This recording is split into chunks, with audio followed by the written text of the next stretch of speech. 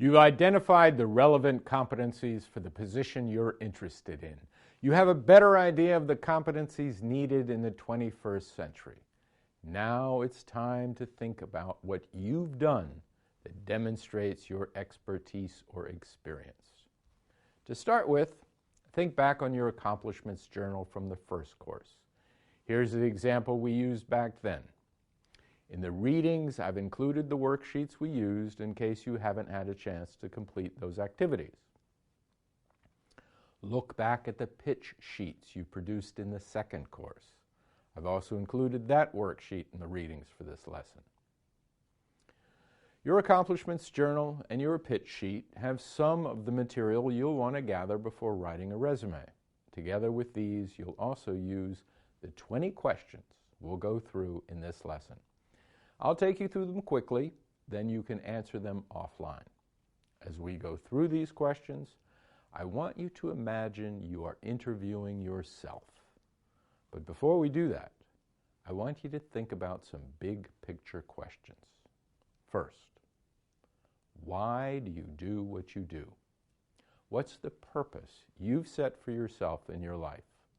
What's your why for the work you do? Not the money, but the deeper reason. Next, what makes you unique? What skills and talents set you apart? These are the same questions you asked when you worked on your pitch worksheet. Next, think about your accomplishments, particularly those enjoyable accomplishments you brainstormed earlier. Next, think about what qualities make you distinctive and your personal characteristics.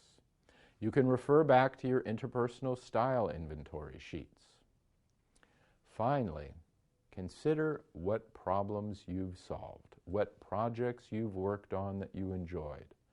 How can these experiences benefit the organization you're interested in? These questions might be tough to answer. It's a struggle to see yourself as others would see you. You'll probably need some time to work these answers up. But the game of 20 questions that we're about to go through should help you. Let's start with the basics. Are you writing a resume to find a new organization or to change positions in your current organization? What specific position are you seeking? Your answers to these two questions are central to shaping your resume. If you're looking to change positions in your current organization, you'll want to drill down into all the contributions you've made there. If you're looking to change organizations, your perspective will be broader. The answer to this question will also help you decide how to approach the resume from the very beginning. If you've had professional growth that progresses throughout your career, think about what motivated that growth. What was it you were seeking? What was it that others saw in you? Similarly, what has motivated your changing jobs, or what has led you to remain at your current employer? Of course, if that question doesn't apply to you, then you go on. The answer to this question will help you decide which resume format to use. It will help you decide the best approach to positioning your competencies. Are there special circumstances that you need to think about?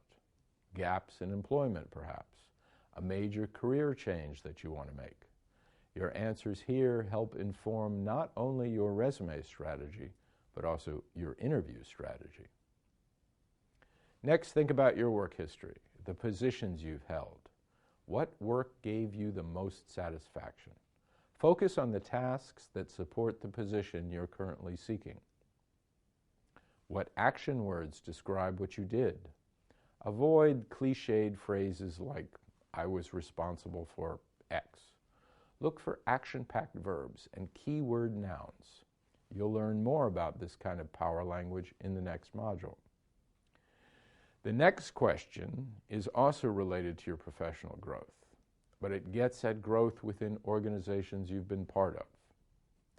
In the next set of questions, you want to focus on your accomplishments, especially those accomplishments where you did something well you enjoyed doing it, and you felt good about what you'd accomplished.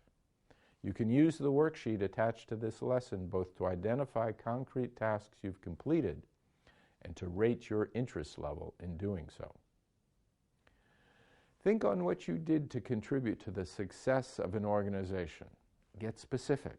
Look for quantitative evidence of your accomplishments that can be used to demonstrate your value to your current or future organization. It's important as well that you ask yourself how you measured your success on these jobs. Think about your favorite projects. Think about what you loved.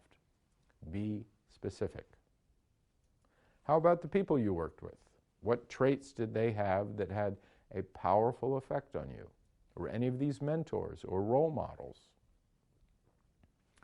These are questions that inform not only your resume writing, but also your job search.